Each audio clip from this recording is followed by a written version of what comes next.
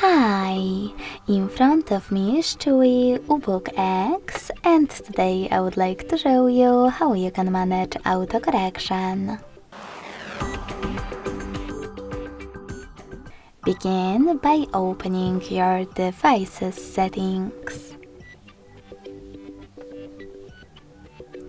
Following that, tap on Devices right away. And then select Typing section on the left. Following that, tap on the blue switcher located under Autocorrect Misspelled Words. As you can see, my switcher is white. That means that autocorrection is disabled, but you can always enable it by clicking on it again. Thanks so much for watching. If you enjoyed this video, smash that like button, comment and subscribe. Bye!